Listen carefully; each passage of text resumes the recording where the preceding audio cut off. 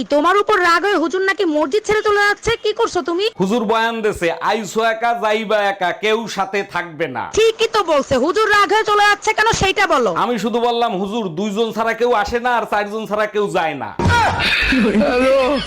এই তুমি মসজিদে নামাজ পড়তে যাও না হুজুরের সাথে জ্ঞানজাম করতে যাও? হুজুর জিজ্ঞেস করছে জুম্মার নামাজ শেষে কোথায় যাবেন, আমি বললাম কবরস্থানে যাব। এর জন্য তো হুজুর রাগ হতে পারে না, কি হইছে সেটা বলো। হুজুর বলে আরবিতে বলেন, তখন আমি বললাম ইন্না লিল্লাহি ওয়া ইন্না ইলাইহি রাজিউন।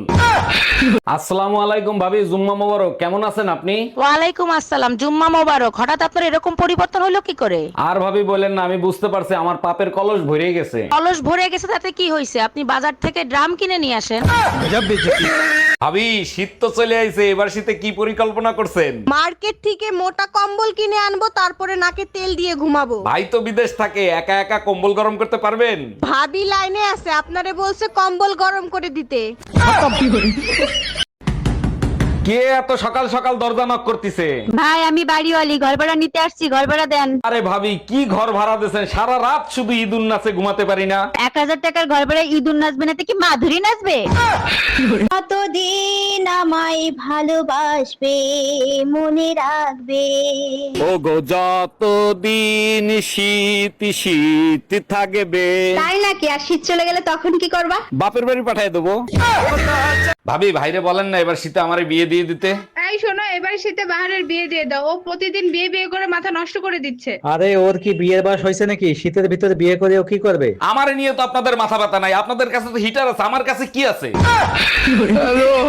ভাবতেছি ইলেকশন করব। তুমি করবে ইলেকশন? দেশ চালানো এত সহজ? তুমি জানো ভোটার হইতে 18 বছর আর বিয়ে করতে 21 বছর লাগে কেন? এটা তো কখনো ভেবে দেখিনি। কেন বলো তো? কারণ একটা বউ চালানোর থেকে দেশ চালানো অনেক সহজ। এটা ঠিক, পুলিশের লাঠির চেয়েও বেলন অনেক মজবুত।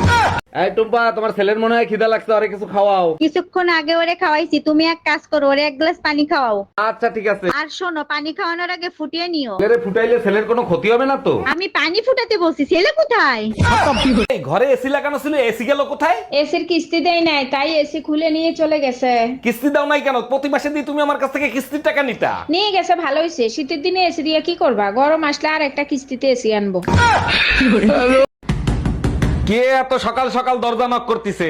ভাই আমি বাড়িওয়ালি, ঘর ভাড়া নিতে আসছি, ঘর ভাড়া দেন। আরে ভাবি কি ঘর ভাড়া দিয়েছেন, সারা রাত শুধু ঈদুন নাচে ঘুমাতে পারি না। 1000 টাকার ঘর ভাড়া ঈদুন নাচবে না তো কি মাধুরী নাচবে?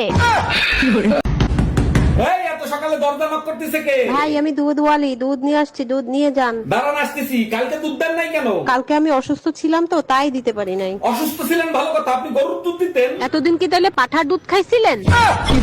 ভাইয়া সিঙ্গারার ভেতরে আলু দিছেন তো? না আপু, সিঙ্গারের ভিতর সিমেন্ট ঢুকাই রাখছি। কি যে বলেন না ভাইয়া, শুধু মজা করেন। কথাটা শুরু করছে কে? আচ্ছা ঠিক আছে, 4টা সিঙ্গারা দেন। ঠোঙ্গায় দিব না কাগজে দিব? আমি মেমরি কার্ড দিচ্ছি, তার ভিতরে দেন।